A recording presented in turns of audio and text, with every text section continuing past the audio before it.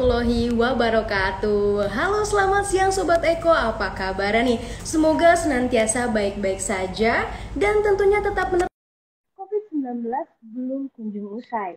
Nah, perkenalkan saya dengan Dialus Andari yang pada siang hari ini akan memandu diskusi spesial untuk Sobat Eko.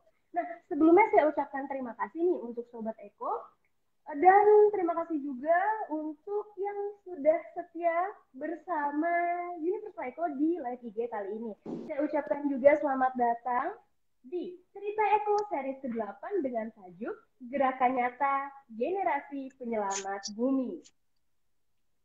Nah, Sobat Eko, kira-kira dari tajuk yang tadi sudah saya jelaskan, ada yang udah tahu belum sih kira-kira kita mau bahas apa ya di siang hari ini? Nah, jadi di cerita Eko kali ini kita akan membahas mengenai bagaimana sih mewujudkan gerakan nyata untuk membuat bumi kita menjadi lebih asri. Tentunya kami akan menyajikan info-info menarik mengenai kondisi existing di Indonesia dan bagaimana upaya untuk memulihkan lingkungan kita yang telah tercemar. Nah, kalau kita kulik lagi nih, ada faktanya Sobat Eko. Nah, Sobat Eko nih tahu nggak sih, kalau di tahun 2021 sendiri, Indonesia itu tentunya negara terbesar keempat dengan jumlah penduduk terbanyak. Namun sayangnya, jumlah penduduk yang banyak ini berbanding lurus dengan jumlah limbah yang dihasilkan. Sayang banget ya. Nah, kalau menurut data dari katadata.com dan liputan6.com, di mana tahun 2021 saja itu terdapat 60 juta ton limbah B3 yang dihasilkan dan 66 juta ton limbah plastik yang dihasilkan, di mana 3,2 juta ton limbah plastik tersebut terbuang ke lautan. Dan hanya 22,5% saja limbah yang berhasil dimanfaatkan.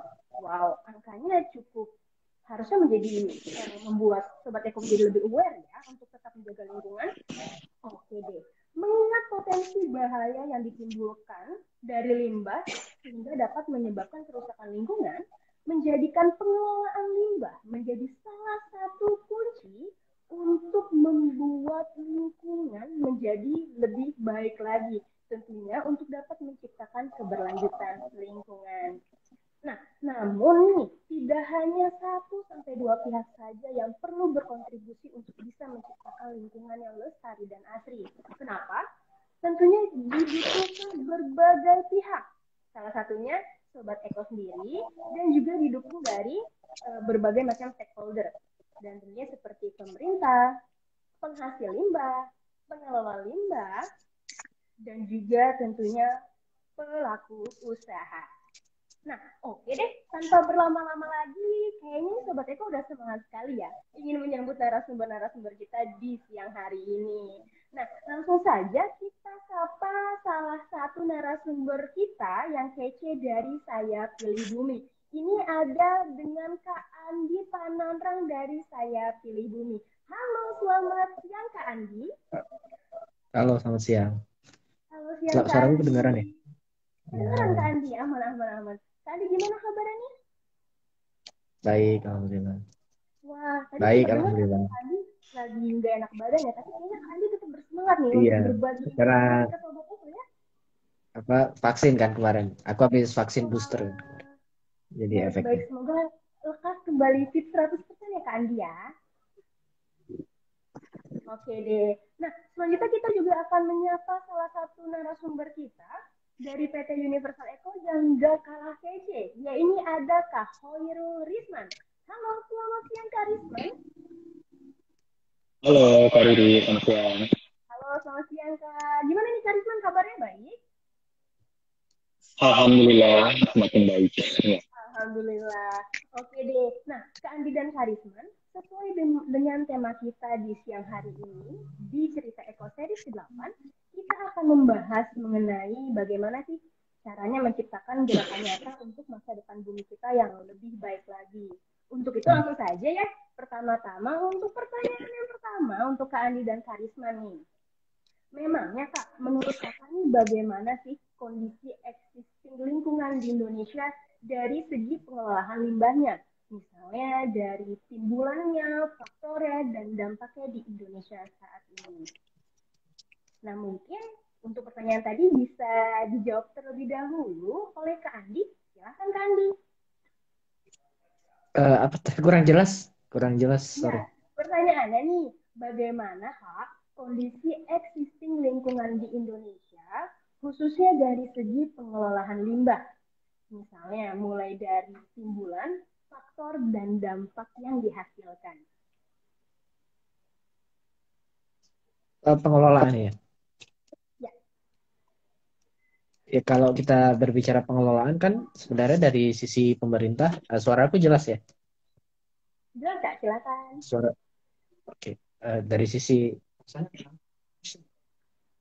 suaraku, sorry. Eh, dari sisi pengelolaan kan, eh, dari sisi pemerintah sebenarnya pemerintah itu sudah cukup gencar ya untuk menyuarakan terkait pengelolaan, pembinaan sampah dan lain sebagainya. Tapi memang eh, kalau dari kita sih melihatnya memang masih banyak dari masyarakat yang memang belum tersosialisasikan dengan baik gitu. Jadi terkadang ya kita udah sering lihat ya ada tempat sampah yang sudah dibagi tiga gitu ya. Tapi eh, masyarakatnya kadang-kadang jangankan disuruh pilah buang sampah pada tempatnya aja belum bisa gitu. Jadi eh, sebenarnya kalau dari sisi pengelolaan sebenarnya ya udah banyak lah ya dari teman-teman Universal Eco kan juga salah satu yang mengelola sampah itu sendiri. Banyak industri-industri, perusahaan-perusahaan, korporasi-korporasi yang sudah mulai aware terhadap bahaya limbah itu sendiri, terutama limbah plastik. Bahkan perusahaan-perusahaan yang eh, membuat botol plastik ya, yang kemasannya dalam botol plastik juga sudah mulai bertanggung jawab kan terhadap apa yang mereka hasilkan gitu. Lalu eh, ya bank-bank sampah sudah cukup banyak gitu, tapi memang eh, sosialisasi di masyarakat tuh eh, masih kurang lah gitu. Eh, ya masih banyak masyarakat-masyarakat kita yang belum belum aware sih terhadap itu. Jadi kalau dari sisi pengelolaan menurut aku ya ya sudah ya memang masih ada harus ditingkatkan tapi sudah cukup baik gitu ya. Eh, ada beberapa hal yang memang harus diperbaiki dan ya itu tadi gitu bagaimana sosialisasi dari program-program pemerintah itu bisa sampai ke masyarakat. Kalau dari menurut aku gitu sih. Baik, berarti memang butuh beberapa pihak yang bekerja sama Kak ya. Tidak cuma pemerintah tapi juga dari masyarakatnya ya. Ya, ya kan ini kan bukan tugas pemerintah. Kita kan nggak bisa ini kerjaan pemerintah nih gitu kan nggak bisa. Ini kan harus ada partisipasi dari pemerintah, industri dan masyarakat gitu kan nggak bisa kita bilang ya ini kerjaan pemerintah udah dibayar masa ya kan nggak gitu juga gitu kita kan nggak bisa apa lepas tangan begitu saja ada kontribusi dari kita juga gitu sebagai konsumen lah gitu kan dan yang mengkonsumsi kan kita gitu. Pemerintah kan membuat regulasi ya Iya Kak. itu sih. Oke deh, terima kasih Kak Andi untuk jawabannya. Cukup menarik. Nah, sekarang kita dengar untuk versinya Karisma ini seperti apa sih? Silakan Karisma. Baik, tadi pertanyaannya kondisi existing lingkungan ya, serta timbulan dan faktornya dan dampaknya. Benar Karisma.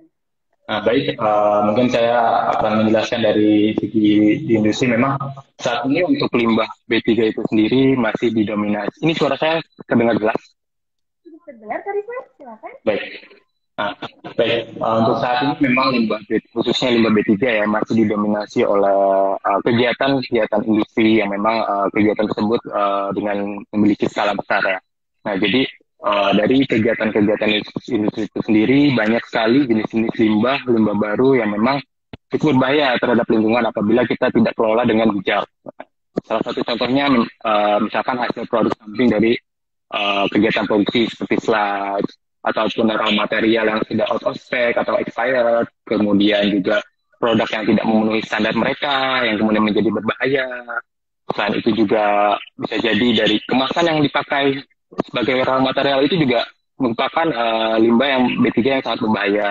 Dan dalam penanganannya pun itu membutuhkan treatment-treatment khusus. Jadi seharusnya nantinya dari industri ataupun pihak-pihak yang menghasilkan limbah B3 itu melakukan kerjasama dengan pengelola limbah B3 yang memang memiliki izin ataupun legalitas.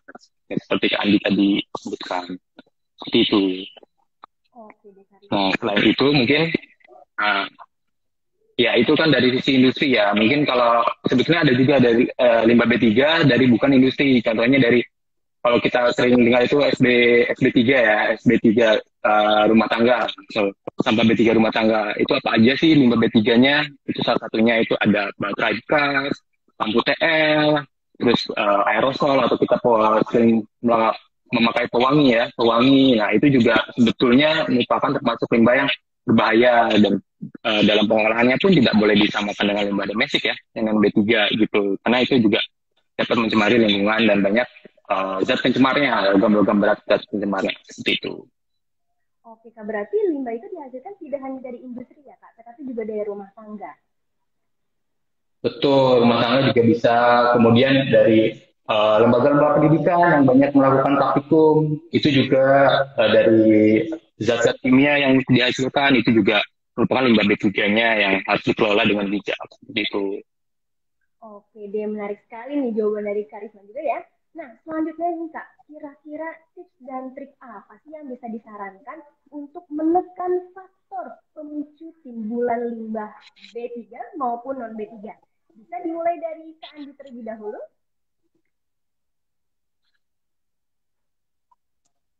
Kurang jelas. Ya Kak, kira-kira nih Kak, tips dan trik apa yang bisa disarankan untuk menekan faktor pemicu timbulan limbah B3 maupun limbah non-B3? Saran ya untuk mencegah timbulan sampah B3 dan non B3. Ya kalau menurut aku sih B3 itu kan limbah berbahaya dan beracun ya. Terutama di masa pandemi ini kan masker, obat-obatan, itu kan suntik dan lain sebagainya itu termasuk limbah B3 ya gitu. Nah, itu kan harus ya lagi-lagi sih sosialisasi ke masyarakat itu harus tepat gitu. Eh, Kadang masyarakat juga habis pakai masker buangnya gitu aja gitu kan. Bercampur dengan sampah lain gitu.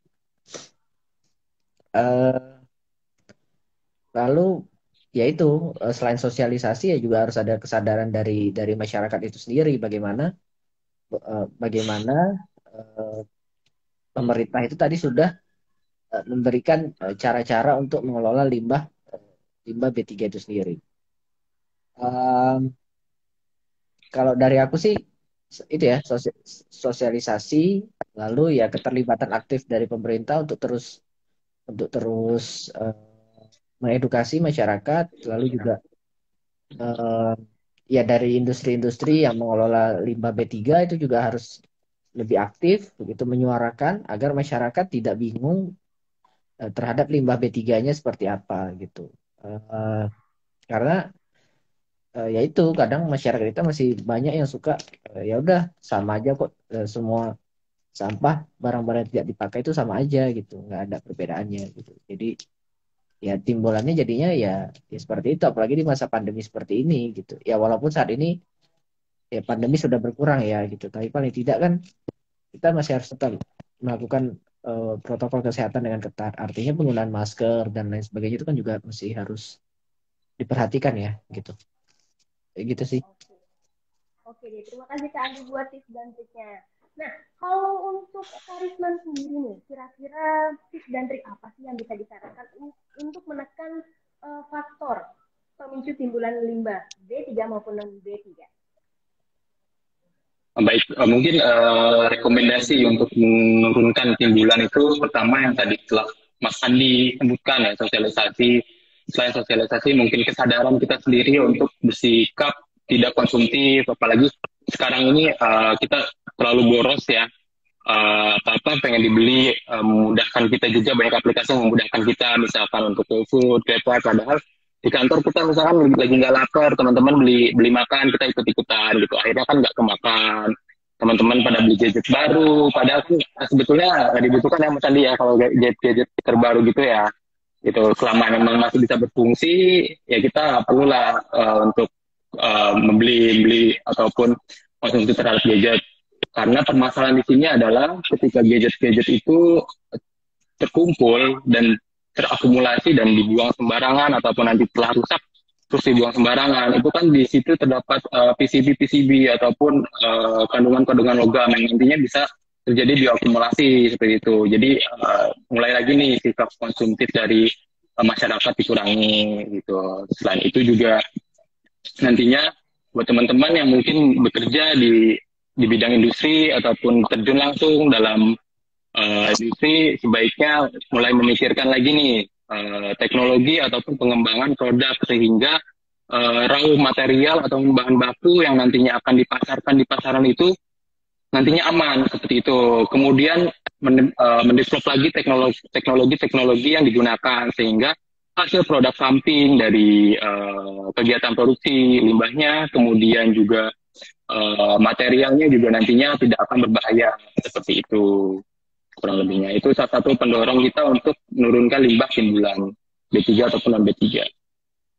Oke, Kak Risman, terima kasih banyak untuk tips dan triknya. Nah, kalau tadi sudah nanya ke Kak Andi plus Kak Risman sekaligus, sekarang aku mau kepoin Kak Andi nih, Kak Andi. Nah, Kak Andi, bagaimana sih upaya Kak Andi bersama Saya Pilih Bumi untuk mendorong semua stakeholder mulai dari masyarakat, penghasil limbah, dan lain-lain agar dapat melakukan pengurangan limbah serta pengelolaannya secara tepat? Dan kira-kira ada nggak sih Kak kayak kendalanya gitu ketika Kakak bersama Saya Pilih Bumi melakukan upaya tersebut? Ya, upayanya kita karena Saya Pilih Bumi adalah social movement sekaligus media, jadi kita ya mencoba melakukannya lewat sosial media ya. Salah satunya adalah sosial media dan juga social movement melalui sebuah kegiatan gitu. Nah, dari sosial media ini pada akhirnya kita belajar gitu bahwasanya nah itu terkadang kalau kita berbicara sosial media terkadang kalau kita memberikan postingan-postingan yang berbau ilmiah atau ya berbau-bau ilmiah lah ya atau bahasanya terlalu ilmiah gitu. Nah, itu biasanya respon dari masyarakat audiens kita itu kurang gitu. Tapi kalau kita memberikan sesuatu konten yang receh tapi relate dengan kehidupan mereka sehari-hari, nah itu biasanya bagus gitu. Nah, dari situ kita belajar bahwasanya memang untuk orang Indonesia kita tidak bisa menyamakan misalnya dengan negara-negara maju yang sudah pengelolaan sampahnya sudah baik, sudah bagus gitu. Karena memang ya harus kita akui lah orang kita kan suka hal-hal yang receh gitu, tapi tetap memberikan ada nilai edukatifnya gitu. Jadi yaitu tantangannya adalah bagaimana kita uh, bisa memberikan konten-konten yang receh tapi relate dalam kehidupan mereka sehari-hari gitu. Nah, gitu sih. Um, Lalu dari sosial movement, nah, ya. Kalau misalnya dari campaign Saya Pilih Bumi sendiri Kak untuk di mana nih di internet lah ya, itu ada campaign-campaign. Nah, kalau campaign kita ada campaign saat ini ada campaign Cantik Bijak ya, di mana kita mengajak perempuan-perempuan di Indonesia untuk mengumpulkan make up kadaluarsa mereka untuk disumbangkan ke perias jenazah gitu. Jadi daripada bertumpuk di rumah, terus nanti nggak tahu mau dibuang kemana, pada akhirnya numpuk di TPA ya, mending kita kumpulkan, kita bantu, kita kasih ke memang teman-teman yang membutuhkan gitu sih. Jadi ya itu campaign itu kan bagaimana kita mengajak perubahan perilaku masyarakat. Dan campaign ini ya cukup berjalan dengan sangat baik gitu karena antusiasmenya cukup tinggi dan banyak juga tuh teman-teman audiens kita yang mengatakan, aduh, iya nih, untung ada yang mau menampung karena selama ini dia beli makeup tapi nggak tahu pada akhirnya kadaluarsa gitu, saking banyaknya makeupnya gitu. Jadi ya itu tadi seperti yang kata Mas Ridwan, bahwasanya kebanyakan dari kita hidupnya kan lifestyle ya, sifat konsumtif ya. Jadi mungkin kalau beli barang tuh kan ada diskon, ada potongan harga karena lihat orang lain beli, kita pengen beli padahal belum tentu butuh. Jadinya numpuk deh sampah-sampah di tempat tinggal kita, padahal belum tentu kita butuh gitu. Jadi ya itu sih, itu kan permasalahan mendasar ya dari kita, bagaimana kesadaran diri kita untuk memang membeli sesuatu yang kita butuhkan, bukan yang kita inginkan, atau kita Kalau beli misalnya, karena tergoda dengan potongan harga. baik. Jadi Kalau misalnya kita mau ya itulah mengumpulkannya, godaan gimana ya Kak? ya. Mengumpulkan si kosmetik-kosmetik ini agar bisa berpartisipasi bersama Saya Pilih Bumi untuk ikut di campaign tadi. Ya bisa donasi make upnya ke Dropbox kita, bisa dicek lah di IG Saya Pilih Bumi. Oke, Nanti berarti buat Sobat Eko ada yang alamat belum kan follow ya. ya. Iya, buat Sobat Eko yang belum follow Saya Pilih Bumi, wajib Ya, follow Saya Pilih Bumi nih. ya, jadi kalau teman-teman mau donasi, bingung buang makeup bekasnya kemana, donasikan aja ke kita, nanti kita berikan ke itu teman-teman perias jenazah gitu. Jadi makeupnya nggak terbuang sia-sia, kalian juga nggak numpuk-numpuk di rumah makeupnya gitu sih. Gitu. Oke deh, terima kasih banyak Kak Andi buat informasinya tentang campaign dari Saya Pilih Bumi. Oke deh, kita sekarang beralih ke Karisma nih, Karisma. Ya, Karisma, tadi kita udah bahas mengenai campaign dari Saya Pilih Bumi nih.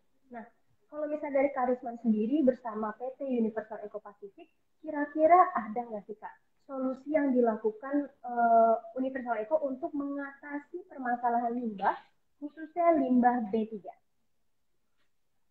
Nah, baik, saat ini beberapa program di Universal Eco Pacific telah diterapkan dan telah berjalan juga. Itu salah satunya ada Patron ya. Patron itu adalah pasukan elektronik, di mana nantinya elektronik-elektronik yang ada di masyarakat itu sebetulnya bisa dikumpulkan. Kemudian setelah terkumpul nanti kita akan angkut dengan transporter kita. Nah, tentunya juga transport memiliki izin untuk pengangkutan limbah B3. Nah, selanjutnya untuk penukar elektronik ini nantinya mendapat sebuah reward kayak semacam poin ataupun voucher. Sehingga di sini Universal Eco Pacific juga berupaya untuk lebih bijaksana dalam membantu pengelolaan limbah B3 baik di industri maupun masyarakat. Selain itu juga ada program, selain Patron itu ada IPR di kita.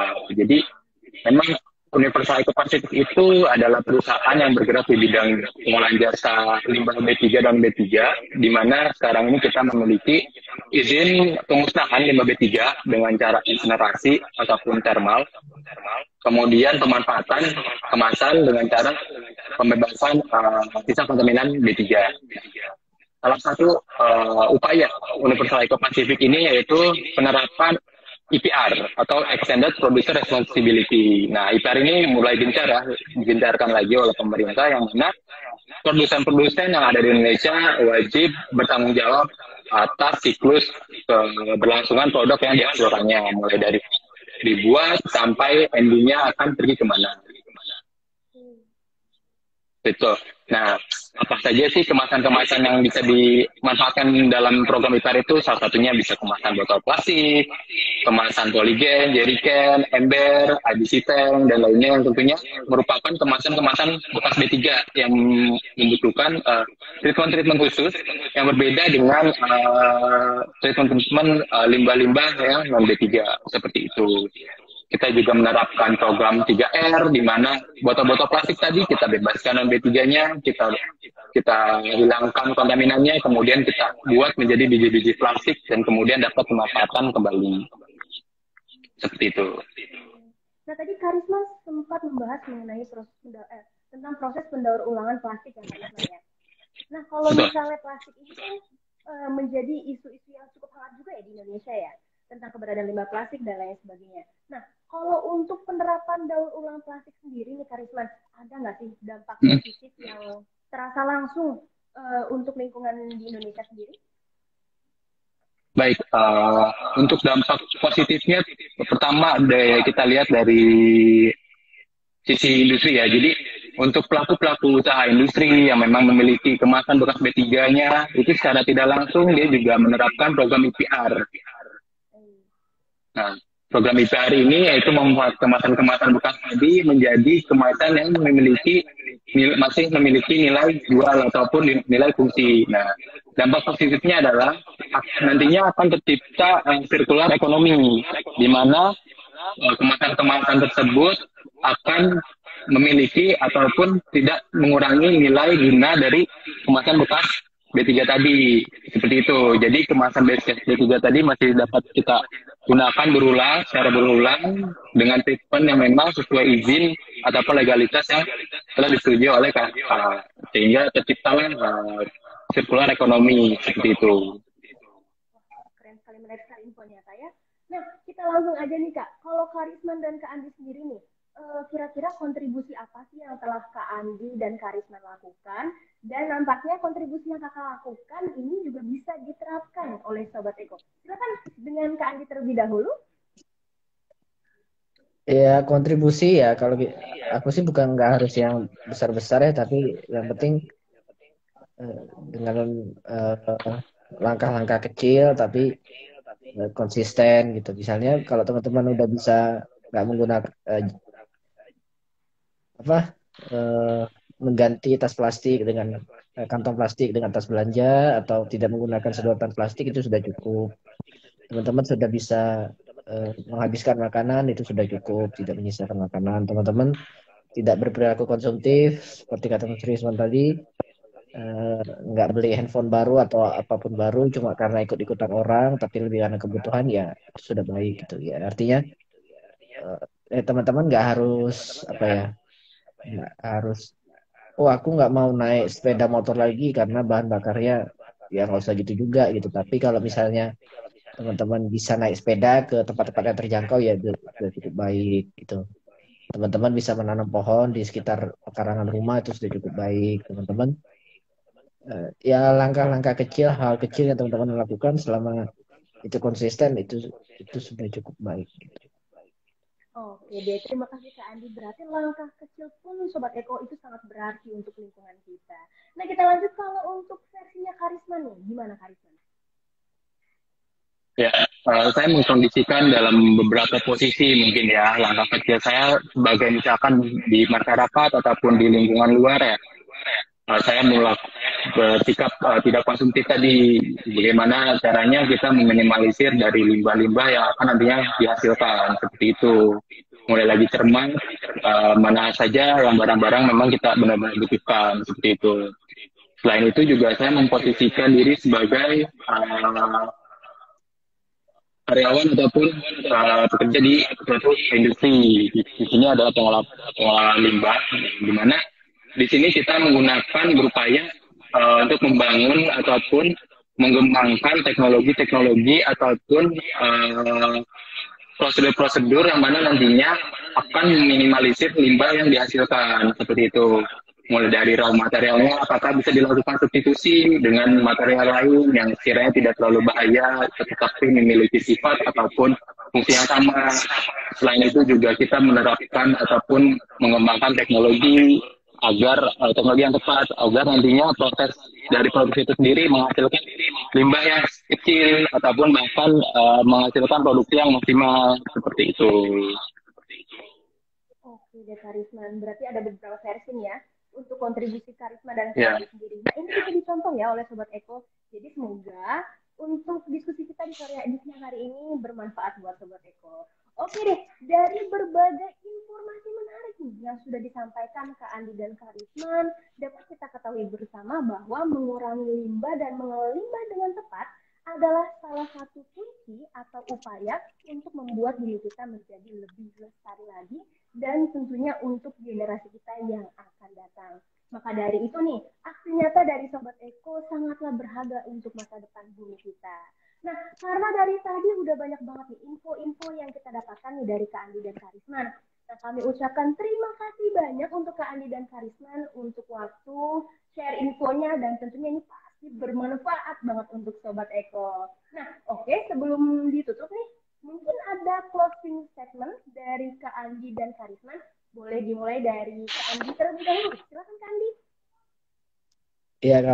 Kalau dari aku ya, di CV Bumi kita punya slogan, di mana bumi dipijak di situ bersih dijaga gitu. Jadi bumi ini kan bukan hanya untuk kita tempat tinggali, tapi harus kita wariskan juga untuk generasi yang akan datang gitu. Jadi ya buat teman-teman ya, lakukanlah langkah-langkah kecil eh, namun konsisten gitu untuk eh, bumi yang lebih baik agar bisa kita wariskan ke generasi yang akan datang.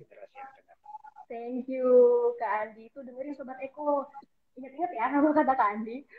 Nah, kita langsung lanjut ke versi closing statement-nya Karisma nih. Silakan Karisma. Ya, mungkin kalau dari saya, memang untuk menjaga lingkungan itu berangkatnya dari diri kita sendiri, mulai dari kesadaran kita terhadap limbah ataupun bahaya yang dapat mencemari lingkungan. Namun untuk mencapai hal itu kita antara masyarakat, ini pelaku usaha, industri maupun pemerintah harus mampu berkolaborasi dan bersinergi untuk menciptakan keseimbangan tersebut. Makanya ketika masyarakat sebagai konsumen itu harus mulai bersikap tidak konsumtif ataupun lebih selektif. Kita sebagai pelaku usaha nih buat teman-teman yang ada sebagai yang bekerja di suatu perusahaan melakukan inovasi-inovasi ataupun pengembangan-pengembangan baik dalam segi proses produksi ataupun pemilihan bahan baku yang akan minimalisir limbahnya. Kemudian juga teman-teman mungkin di sini ada yang bekerja di pemerintahan juga membuat regulasi-regulasi yang tepat dan bijak dengan sanksi-sanksi yang tegas apabila adanya pelanggaran-pelanggaran yang terkait dengan bahaya limbah B3 seperti itu. Terima kasih Karisma. Untuk closing statement-nya sangat menarik dan tentunya perlu diterapkan juga nih sama Sobat Eko yang hadir di Cerita Eko series ke-8 ini. Wah, udah banyak banget nih informasi menariknya dan semoga Cerita Eko series ke-8 ini bisa membekas di hati Sobat Eko dan tentunya lebih membakar semangat Sobat Eko untuk tetap peduli terhadap bumi dan terus menjaga lingkungan. Baik, tibalah kita di penghujung acara dan saya ucapkan terima kasih banyak sekali lagi untuk Kak Andi dan Karisma. Mungkin kalau Kak Andi dan Karisma ada kegiatan lain, kami persilakan untuk dapat meninggalkan live IG ini. Terima kasih banyak untuk Kak Andi dan Karisma. Terima kasih dari Mas Andi. Terima kasih waktunya. Selamat siang. Nah, Sobat Eko semuanya, berakhirlah Cerita Eko series ke-8 ini. Kami berharap dengan adanya sharing session ini dapat membuat kita lebih aware lagi untuk menjaga lingkungan dari berbagai macam ancaman kerusakan. Dari kamu, untuk kita, untuk bumi kita sama. Oh ya, apabila ada Sobat Eko nih yang penasaran untuk cerita Eko seri sebelumnya, bisa langsung kepoin aja Instagram kita di universaleco.id dan jangan lupa untuk langsung follow Saya Pilih Bumi juga ya. Dan kalau misalnya Sobat Eko juga mau tahu nih tentang episode-episode webinar Universal Eko, langsung aja bisa kunjungi kami di YouTube universaleco.id. Jangan lupa subscribe dan komen ya. Oke deh, untuk Sobat Eko, akhir kata semoga melalui acara ini kita dapat mampu menciptakan generasi penyelamat bumi untuk membuat bumi kita menjadi lestari dan tentunya lebih baik lagi. Bersama Universal Eco, mari wujudkan Indonesia bebas limbah, siap mengelola limbah secara bertanggung jawab.